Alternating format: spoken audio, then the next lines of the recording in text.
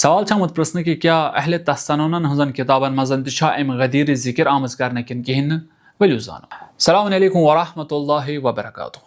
अर्ज करो फ़कत शिया न किया बल्कि तकरीबन तमाम अहले तस्सनुन उलमा तो अहले तस्सनुन मुहर्रिख शिया चीज़स नकल करान कि पैगंबर गिरामियन हसा कोर अथ जाय यानी गदीर खुमच जाय ये ऐलान मन कुंत मौला फ़हादा अलीयुन मौला। चाहे अहमद इब्न हम्बल अस्तन, चाहे तिरमिज़ी अस्तन, चाहे निसाई अस्तन, चाहे हाकिम निशाबूरी अस्तन, चाहे ज़हबी अस्तन या इब्न हजर अस्कलानी अस्तन, इमो अलावा बाकी ते मुअर्रिख अत चीज़स नकल करान कि अनसा यह काम गई अत गदीरस मज वली क्या अहले तस्सनुन मुअर्रिख वनान कि अत नसन युस पैगंबर गिरामी अल्फाज अदा करान मौला अत नसन मौलूक माना दोस। यह नसा सरपरस्त कहें, यह रहबर कहें, यह इमाम कहें, यह खलीफ कहें बल्कि यह महज अख दोस।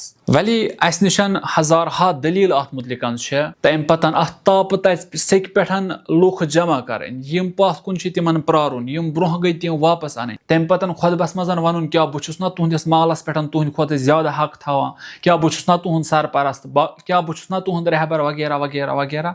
तम पतन वन मन कुंत मौला फ़हादा अलीयुन मौला।